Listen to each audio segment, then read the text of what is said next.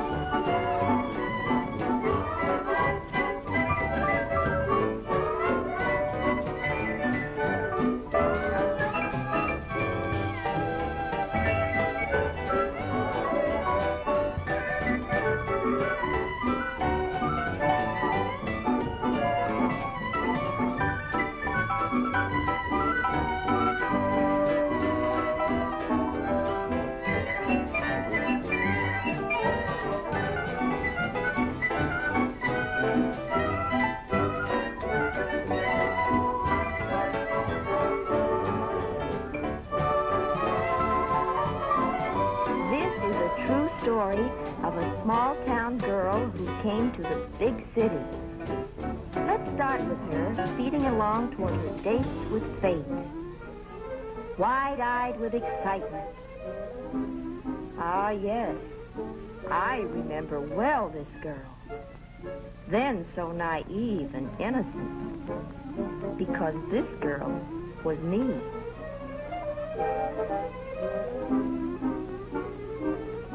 Little did I suspect that bright day the startling adventures just waiting to happen to me in the city ahead. If I had known then all that was to happen to me, I might have turned the car about and raced away from this place twice as fast as I was speeding toward it. Rounding a curve, I brake my car to a stop on a hill, high above the city I had heard so much about all of my life. Bright fires of excitement were sparkling inside me as I ran forward for a first look at it. There below me, a bit smoggy, lay fabulous Hollywood. Astounding adventures awaited me down there. But quickly, my thoughts jumped back to my hometown of Greenfield, the newspaper office where I worked, the afternoon I had been summoned into the office of our editor, a man who both fascinated and frightened me.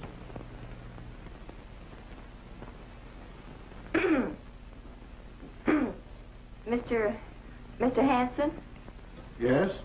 You sent for me? Oh, yes, I did, Miss Sloan. I wanted to have a little talk with you. Very confidential. You see, for some time now, I've been thinking about you. Why, what would you be thinking about me? You'd be surprised. Oh. Why, Miss Sloan, you're not afraid of me, are you? I guess I do have a kind of a reputation that frightens most girls in this town, but tell me, Miss Sloan, do you think I'm a big bad wolf? Miss Sloan, as I was saying, I've been thinking about you, and do you know what people in Hollywood do? I mean, do you know what actually goes on out there? Well, No, you don't know, Miss Sloan, because everything you read or hear about the movie city contradicts everything else you read or hear about it. Like this, for instance, today's paper. It's here on page 1. There. Hollywood investigator claims belly dancers perform nearly naked in swank strip spot. Or this juicy item. Screen star spits in critic's eye, scores bullseye. Now, these are the news headlines, but listen to what Film Fan Reporter writes in her column. There. I've always found screen stars to be innately kind and polite. Now, I always thought anyone that spit in your eye was downright impolite. And this. No matter what scandalous tales you hear about our city, the truth is nothing unusual ever happens here. But take a look at this. Naked woman on motorcycle outrages police through streets near Hollywood. A naked dame racing bareback and bare everything else through the streets. I suppose that's not unusual for Hollywood. And listen to this sugar broadcast by Prunella Skipper.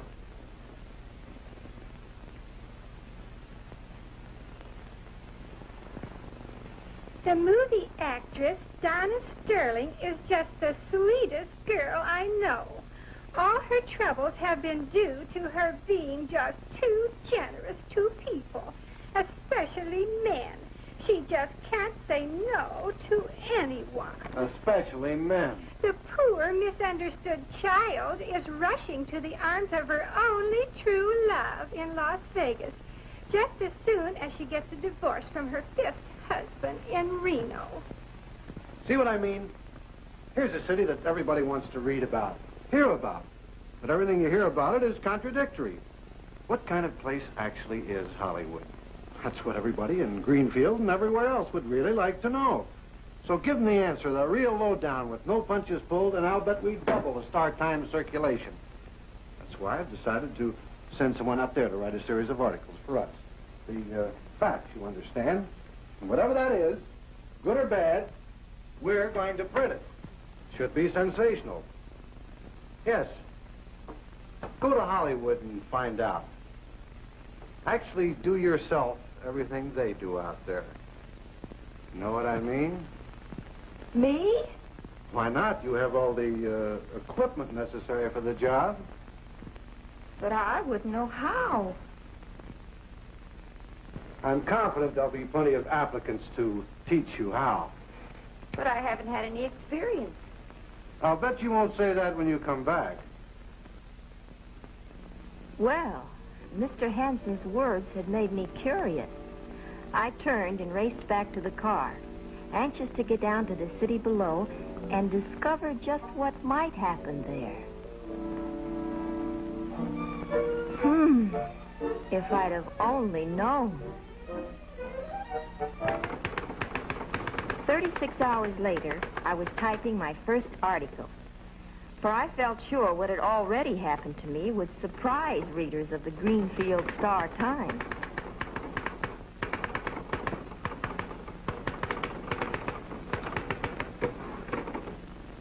I headed it, My First Day in the Land of Make-Believe. Like most people who come to Hollywood, my first thought upon arrival was, where could I see the movie stars? The simplest way might be to get one of the movie maps advertised along Sunset Boulevard. From a quaint old character, I purchased one, guaranteed to list the home addresses of 300 movie celebrities. And so, I set out to see the stars. You think all these glamour boys and girls live on vast estates? Ha!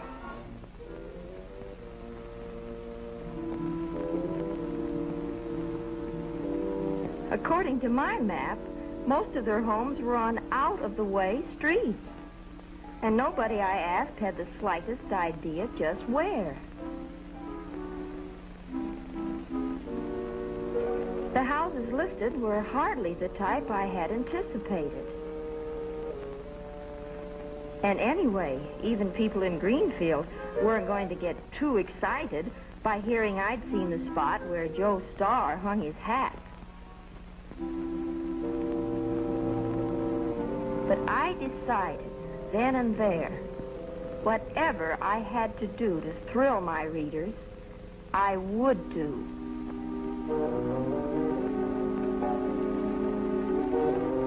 My first adventure, however, happened by accident. Somehow, I got lost in the Hollywood Hills. Looking for someone to give me directions, I saw a strange figure. I waved. Whoever, whatever it was, disappeared behind a high stone wall. Curious, I got out of my car. The place had a foreboding look. But I was lost. Anyway, I was seeking strange experiences. This looked like a place where you would certainly find them.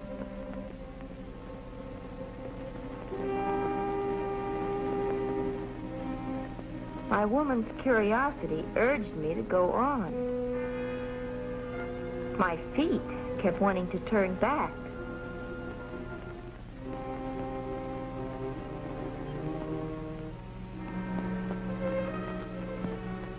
Somehow the place was weird. A perfect setting for ghouls and ghosts and horrible happenings.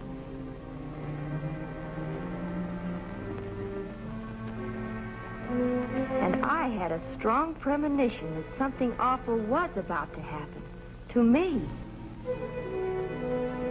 Wherever I looked, I could find no one. But I could feel hidden eyes fastened on my every movement.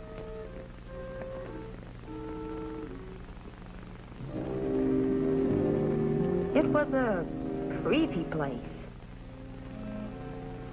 Also, not one for high-heeled shoes.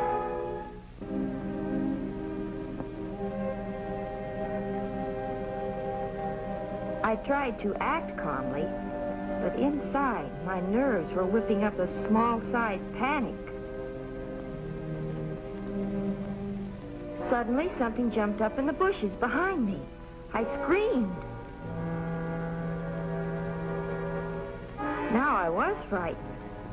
It seemed I had stumbled into the ruins of an old castle, a haunted castle. I ran until I lost my breath, and then I saw a thing. Where was the gate?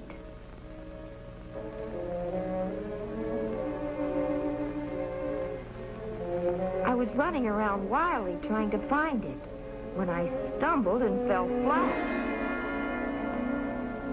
I lay there, afraid to look up because I heard the sound of feet closing in on me. When I did look up, a fence of legs encircled me.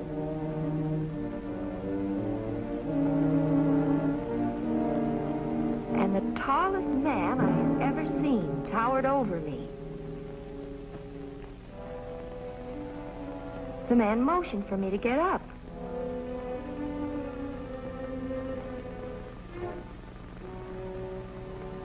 I saw now that the legs belonged to some very pretty girl. Even the hideous head that had scared me was only a mask for a beautiful girl. A few words made me understand everything. I had happened onto a studio ranch used by photographers and cameramen who make the artistic type of photos and films.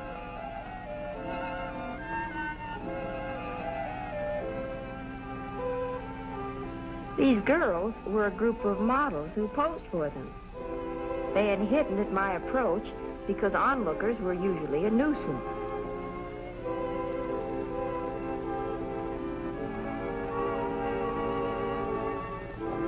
Since they had not been able to scare me away, however, everyone went back to work.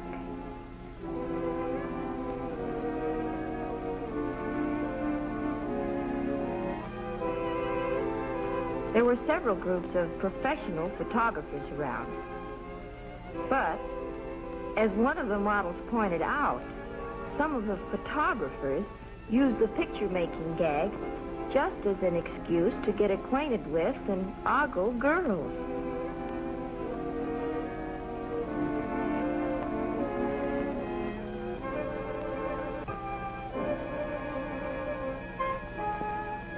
Sometimes they had film in their camera, sometimes not.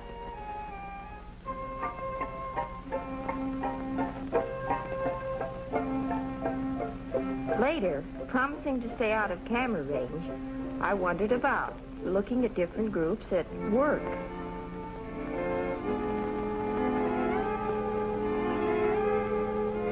In one secluded spot, an artist was daubing at a canvas.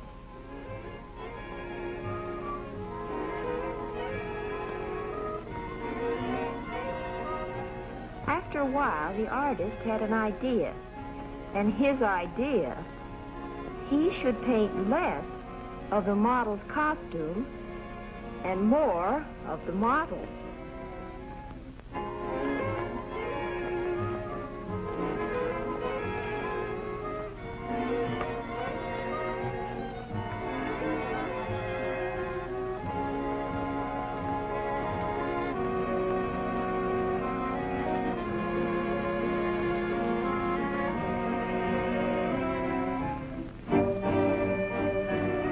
And then the artist began to get the same idea again.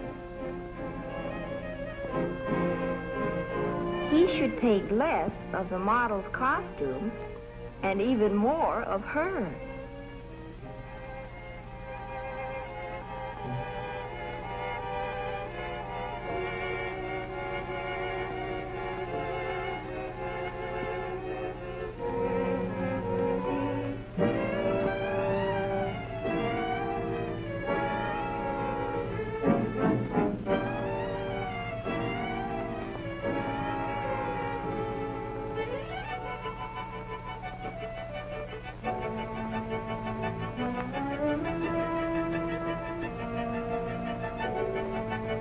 Well, that same idea just kept coming back to the artist.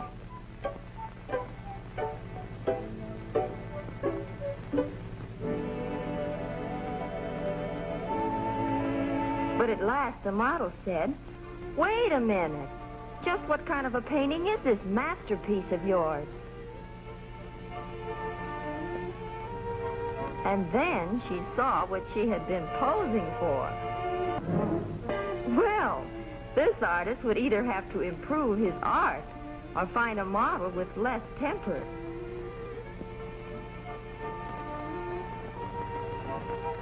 Between posing scenes, the model sought out hideaway corners in which to sunbathe. An even all-over tan was particularly desirable for color shots, they told me.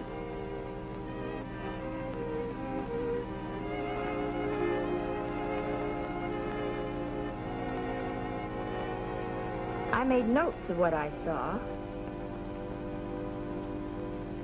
but the startling beauty of one flame-haired model had me fumbling for adjectives.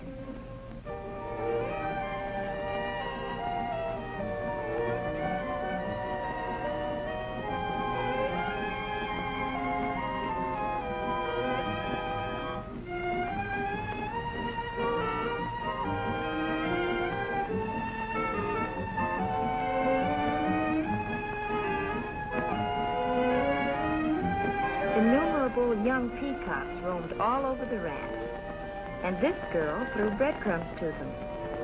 But the peacocks refused to come near enough for her to pet them. As one photographer exclaimed, "Silly birds."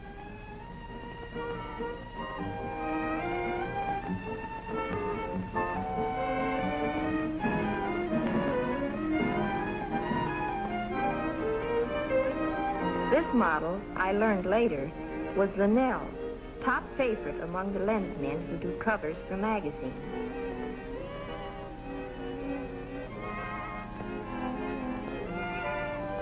Her fiery golden hair, falling down over her cream-white body, resulted in the most sensational color shots.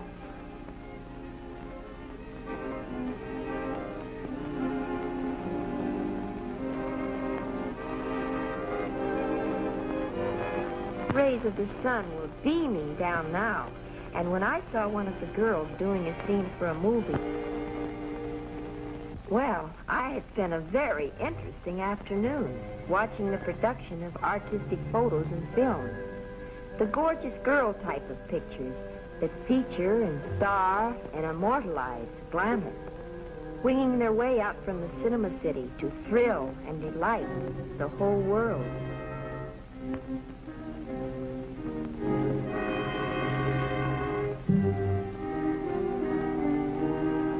As I was leaving, the tall photographer handed me his card. He said he could use me as a model, but I was still a little afraid of him.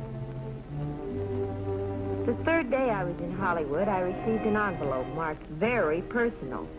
The letter inside invited me to some very special entertainment, to a show you could see only in Paris or at this French Follies Theater. To ensure admittance, I took the letter and $2 and found on arrival the show had already started.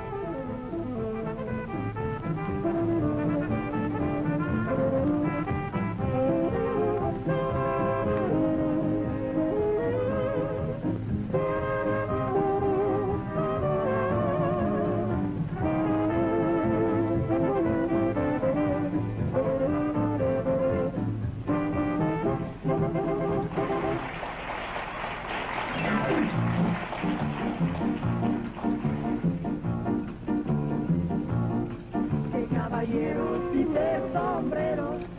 When she goes dancing by, and she goes to your head like tequila, Venezuela, ay, ay, ay, ay, ay.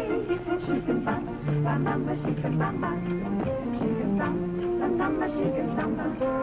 She's a sweet chiquita, you would know to be the señorita, maraca con caraca.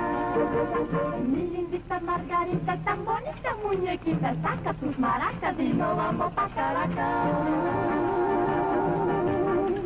From Caracas? Sí. I think.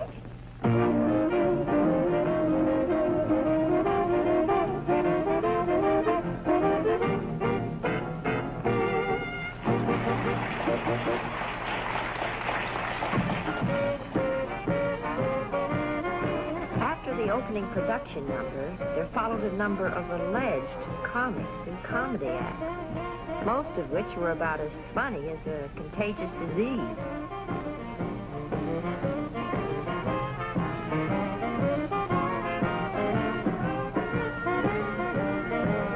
And then, several dancers.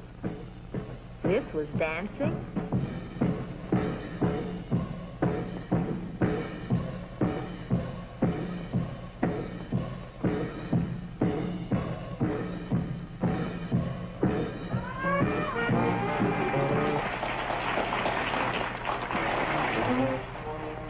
But there was one number quite different.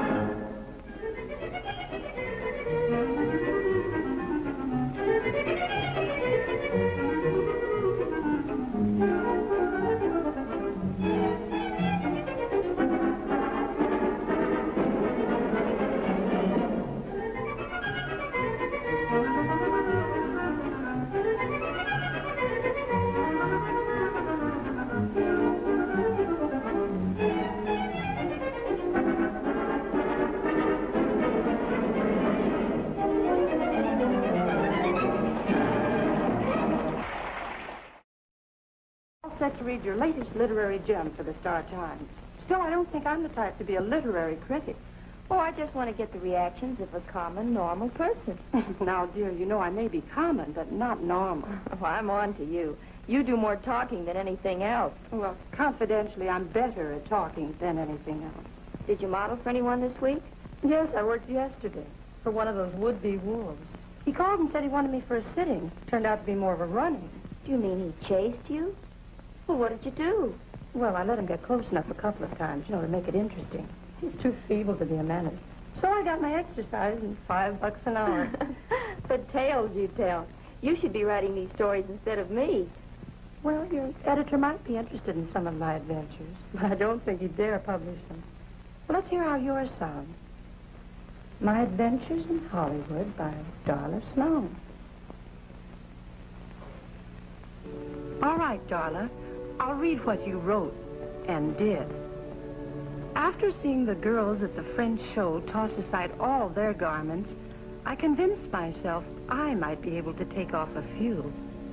So I made a date and went over to pose for the photographer I had met at the ranch. He explained that here at his studio, he made all types of photos. He showed me photos of what he called girls in costume. They looked to me more like girls out of costume. Then Tall Tom wondered how my legs would photograph. My way of showing them proved unsatisfactory. Higher, he said, I want to see your legs, not just your feet.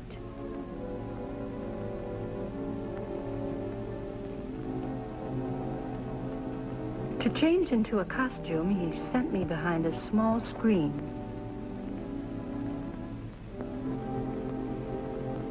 While I was changing, I kept thinking back to the day at the ranch when I had looked up and first seen this Tall Tom towering over me. I began to wonder just what he had in mind now. I had heard stories about photographers.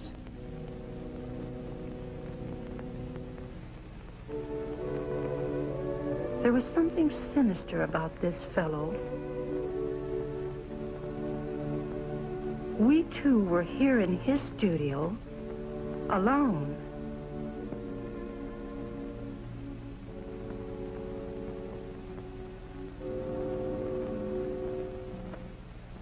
I peeked out again. His back was toward me, and then he turned and saw me. He started coming toward me. He came nearer, nearer, near. Oh. And then he said, "Here, wear these stockings."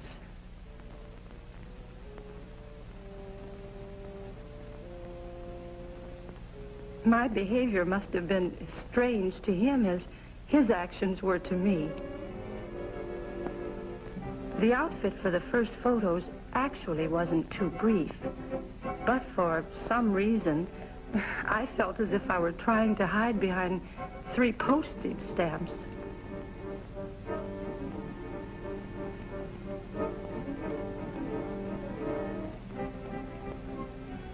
Tall Tom finally pulled out a pair of dark glasses and assured me that wearing them he was practically blind.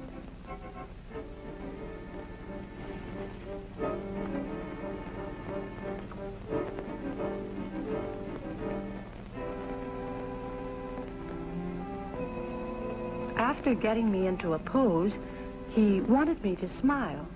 I looked about as pleasant as if I were making a date with the dentist.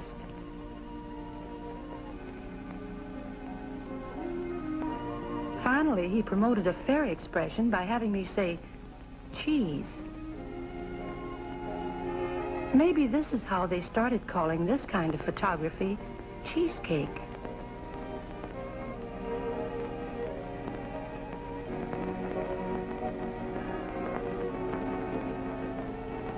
When he said he wanted an Indian pose, I had one idea, but his was entirely different. Well, if Minnehaha ever posed this way, it Must have been when she was loaded with fire water.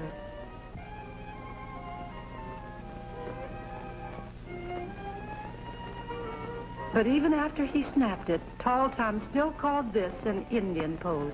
And the photographer and 2 male customers all had asked me for a date. Well, after reading this, I'd say that when you went back to Greenfield, all the women will hate you, but all the men will want to date you.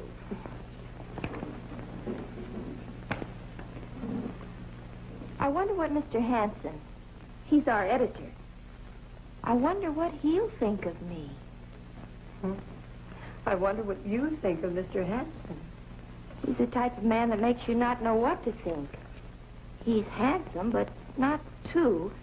There's something about the way he says things to you, and the way he looks at you, that makes you feel so funny. Did you ever feel as if you'd swallowed an electric vibrator? No, but I wouldn't mind to meet this Mr. Hanson. As the slang saying goes, he must be quite a charge. Well, yes. I guess you could say that.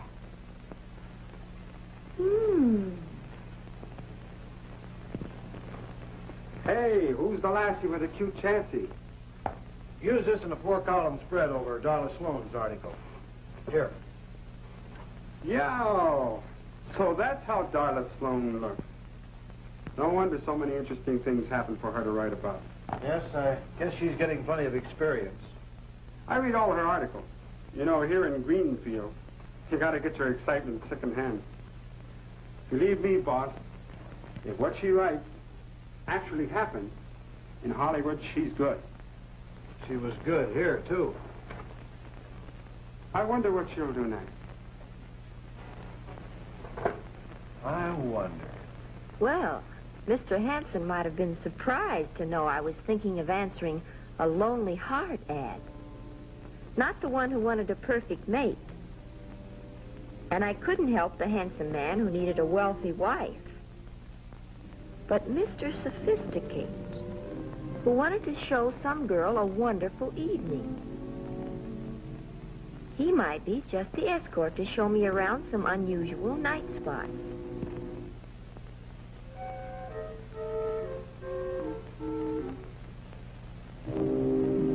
Somehow his voice was not quite what I expected. But he was eager. One thing I never learned to do, smoke. For this date, though, I wanted to appear worldly wise. But as usual, one drag and I felt as if I were drowning. Oh, well, I would just have to act as if I'd been around. The bell buzzed. I primped myself, went to the door, opened it, and there was Mr. Sophisticate.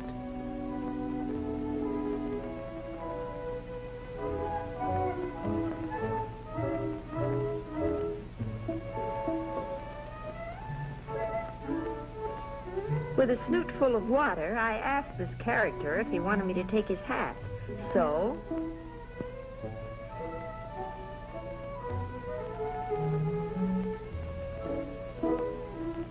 it seems in his hat, he brought his own lunch.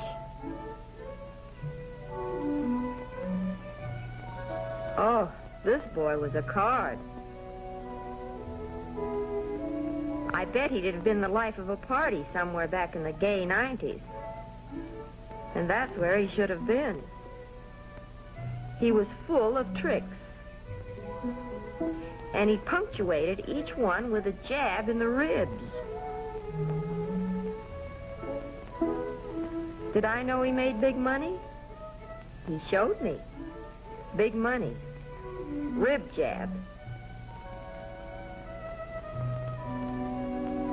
I made the mistake of being coaxed to look at his lapel flower. But I was ready for his next rib jab. This literally had him rolling on the floor.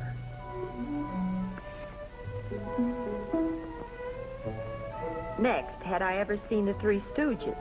You know, one butted the other with his head, the second kicked the first in the pants, Foolishly, I asked what the third did. Mr. Sophisticate showed me.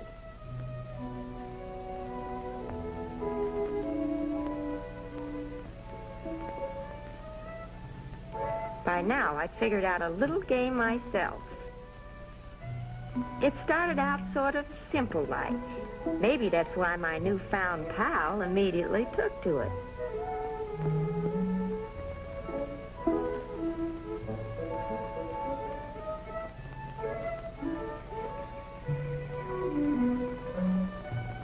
But as my game progressed, it became a little more complicated.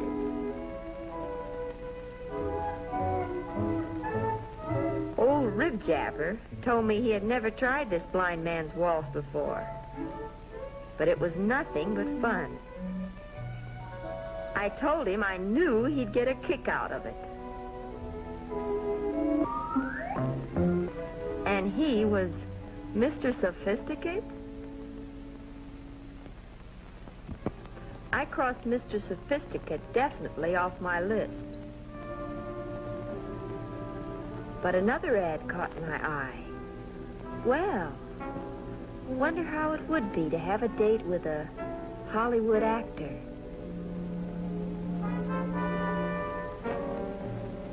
The next evening, though, when the buzzer sounded, I had almost decided not to answer it. But I knew he was completely different from Mr. Sophisticate the moment he stepped inside the door and said, I am Sir Reginald Reginald. Sir Reginald, won't you sit down? You may call me by my first name.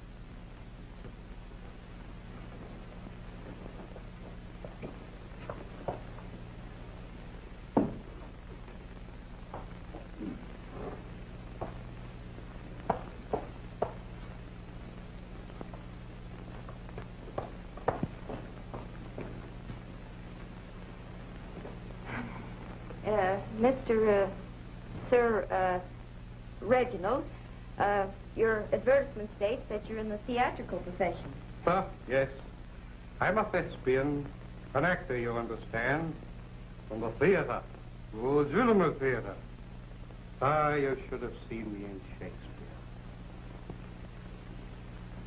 To be or not to be, that is the question. Whether 'tis nobler in the mind... But now you're in pictures. Yes. All day I've been performing in some cow drama.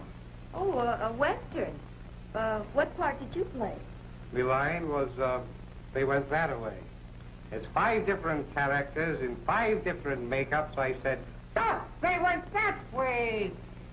I think they went that way. Oh, I don't rightly know, but, I think they went that way. I don't know, but they went that way, I think. The one of me voice is losing its resonance. You don't happen to have something to drink, have you? Would you like a drink of water? My dear, I want to drink, not bathe. A previous tenant had generously left behind 2 bottles of wine in the refrigerator. I proudly brought forth one for Sir Reginald. He looked at the label, muttered something about domestic. Maybe it was because the wine wasn't imported. Anyway, that boy had a way of drinking without tasting. Well, I gulped one too.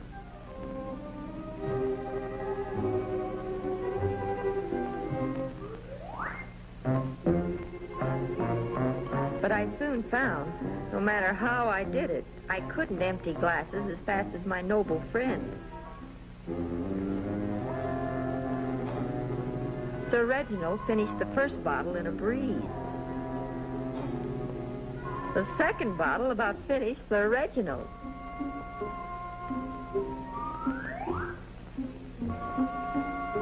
And worst of all, Old Demon Rum began to bring forth in Ye Olde Thespian all the different characters he had ever played. And then Jekyll falls to the floor, and he disappears for a second, and then I come up into my amazing scene. Hey! Oh, my dear, if you could see me now. I played everything, even animals.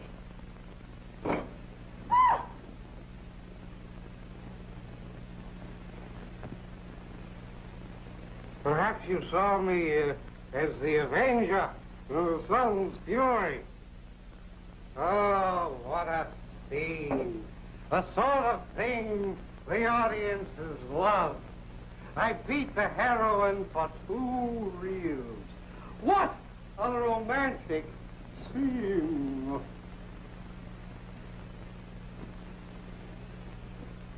I really beat her, you understand, for 2 full reels. How do those lines go? Die, at last, me proud beauty.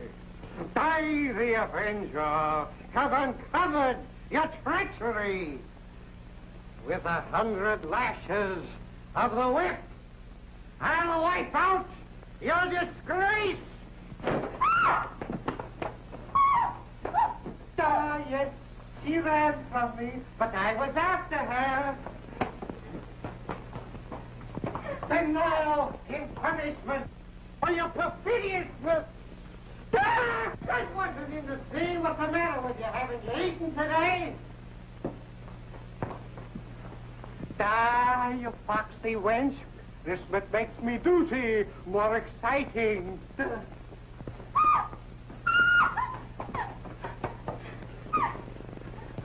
Cinderella! Peter, for 2 full reels! Stop twisting and turning and ruining the scene! Here! 2 full reels!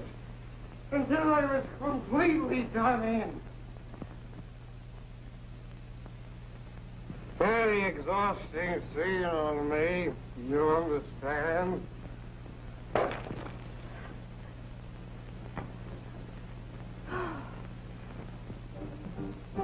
I finally went to a nightclub with a gentleman who advertised himself as safe and sound. Well, anyway, he was safe.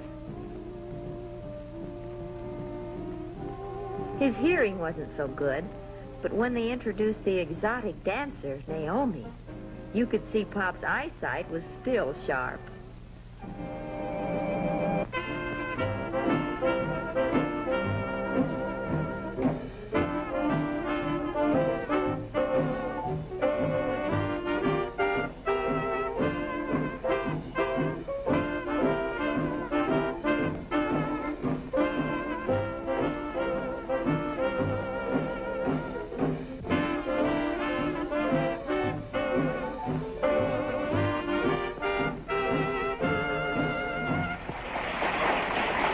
After Miss Naomi's artistic efforts, I noticed a couple near our table, having a difference of opinion about a subject most popular in Hollywood, legs.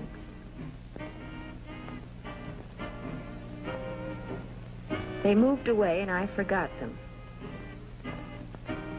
Another act was being introduced on the stage. When Pops found the next act was not an exotic dancer, he lost all interest in the show.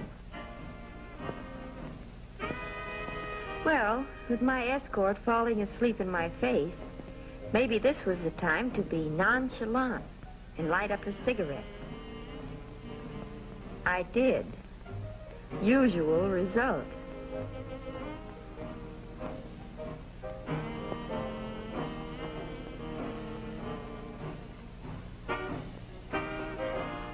But if a lady couldn't act nonchalant, she could at least always go powder her nose.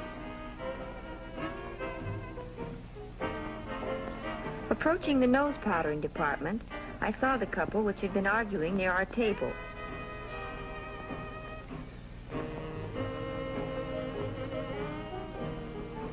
One of them asked me for a cigarette.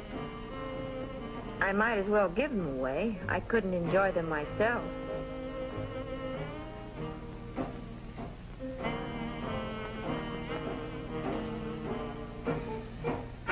The fellow explained the two of them were arguing about whether his friend, Janae, had better than average legs.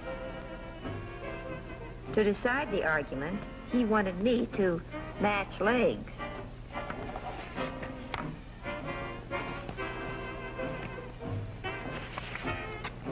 By now, I had gotten used to the gag. Let's see your legs, or higher, I want to see your legs, not your feet. Anyway, the fellow voted mine better. Janae assured him he'd lost his eyesight, and I thought I had lost mine when I saw what Janae used for an ashtray. And then Janae explained what I should have known from the start. He was an impersonator, working in the show.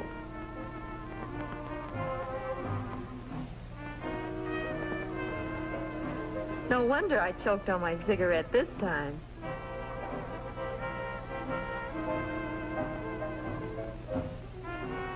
You know something? He made a better-looking woman than I did.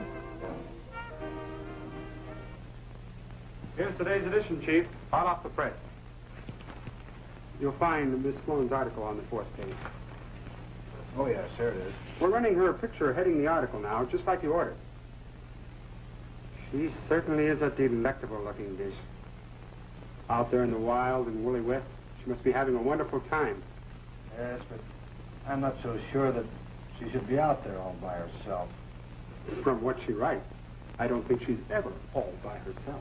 I mean, nobody from here went with her. Is out there to watch her, watch over her. I'm beginning to wonder if I should have sent her out there all alone. In fact, why should I have sent her out, period? Pierre Martin was a nervous little man who had a wholesale lingerie house. He brought buyers here to view his showings of new styles. Modeling for him, I thought I might find some rare experiences. I did.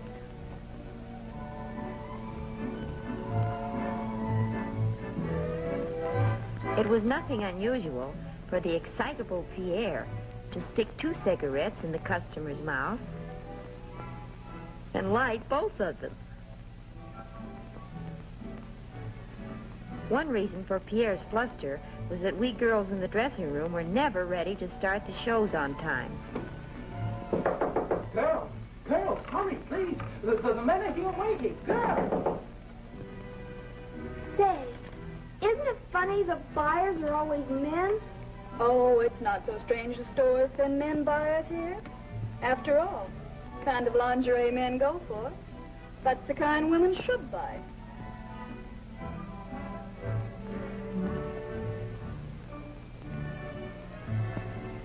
Girls, let's go with the first number. How long will you be? 5 or 4 minutes. No. I wonder what makes him so excitable all the time. Probably working around all this lingerie. Make way, for the body's beautiful. You should have been parading around out there 5 minutes ago. You mean for something so wonderful? They can't wait 5 minutes? The way she's always claiming what a shape she has. You'd think she had my body. You'd better hurry, Jean. You follow me. I've always found that easy. Dreamer. Well, girls, here I go. No matter how impatient the buyers had become, the sight of Francine displaying Pierre's creations always had a soothing effect on them.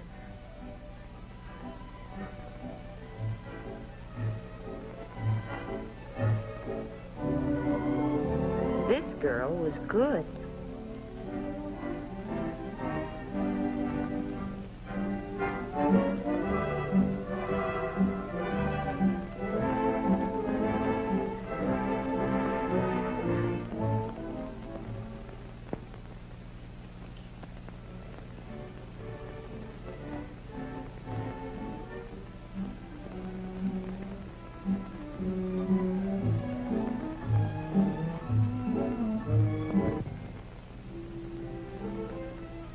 Jean may or may not have been joking about being able to follow Francine in anything.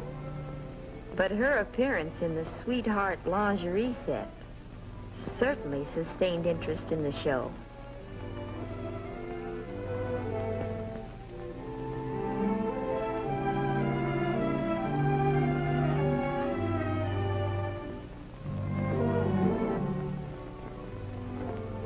As the girls modeled, the buyers discussed figures, both kinds.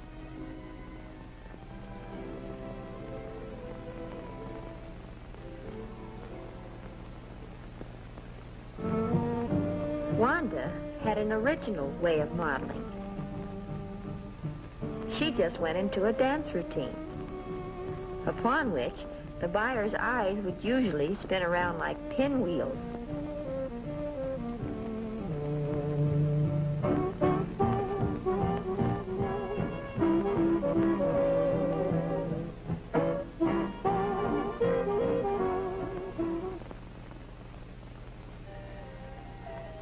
A short-length nightie was my first contribution to the showing.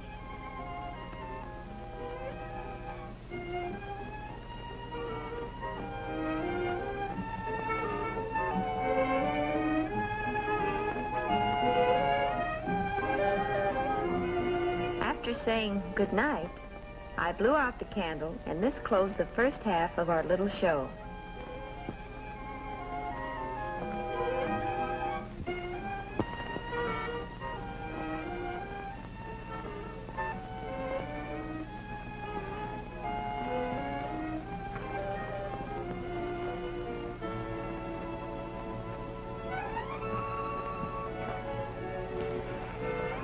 I wonder if most of the buyers come in to buy or just to look. Why, dearie, don't tell me you're the type that minds men looking at you. Why, the 2 days that you've been here, you must have had a dozen men ask for your phone number. Or maybe the shrinking violet routine is what gets them. Yes, I'll have to try. I'll have to convince men that I'm so very, very nice. I've got news for you. You're not that good an actress.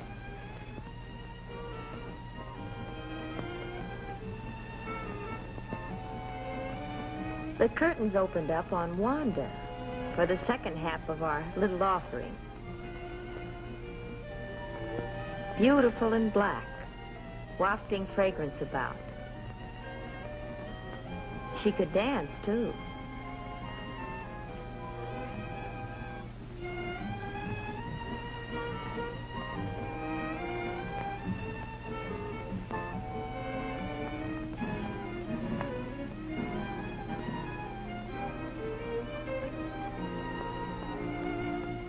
Wanda would finish by looking at the customers like this, and they always wanted this number, and hers.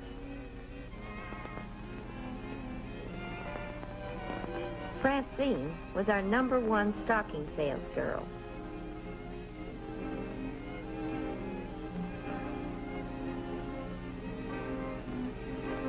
Yes, when Francine modeled hosiery, the buyers quickly saw 2 good reasons why they should buy them.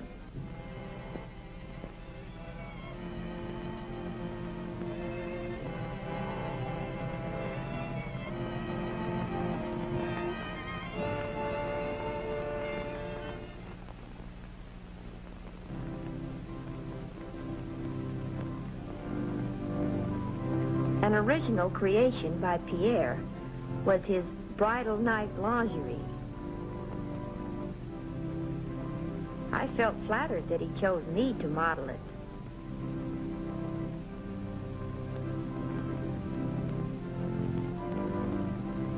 Just wearing an outfit like this could give a girl ideas, such as weddings and honeymoons and Mr. Hanson. Strange this should make me think of him. Or was it?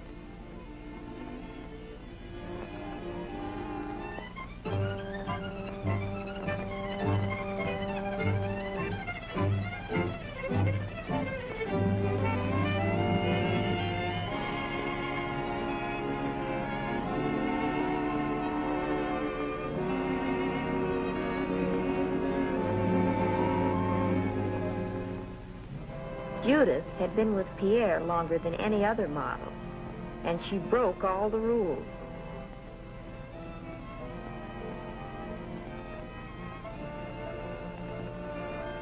I saw her giving her telephone number to one of the buyers.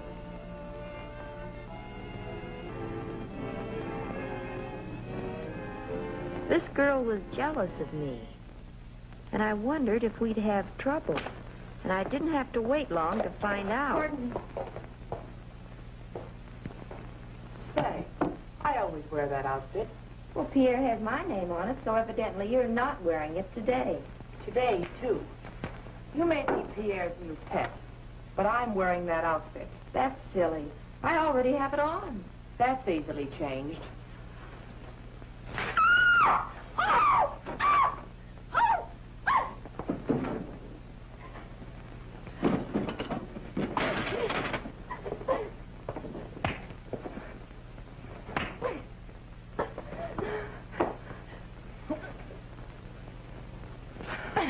What's happening in there? Stop it, you hear? I'm coming in. Break it up! Don't, girl. Be in a minute. Don't, please. Dangle these barging in. Please, sit with us. Here. What's going on here? Your pet model, I'm going to remodel. Are you crazy? Now, who started this? She started the whole thing. I didn't start it, but I'm going to finish it. Give me room. What? Be careful now, girls. Oh, stop it. Oh, my goodness. Don't start it again, please. Stop. Stop it this minute. Here, what's going on here? Stop. What the heck?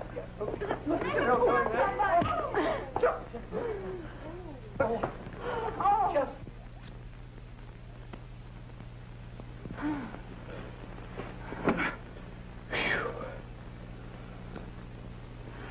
Why, Mr. Hanson, what are you doing here? Well, I was worried about you. I came to Hollywood, and I went to your apartment, and they said you were working here. Well, I'm not exactly dressed to give you a formal reception.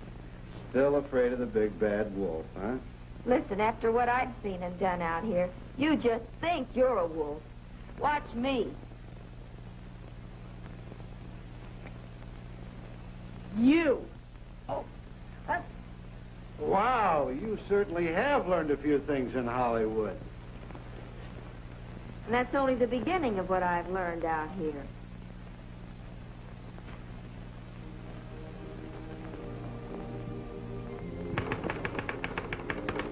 Yes, Hollywood is no doubt just about like any other city of similar size. I understand that now. But here in Hollywood, the film capital, everything seems more glamorous, more exciting, more wonderful. And if you don't believe me, come on out and let me show you.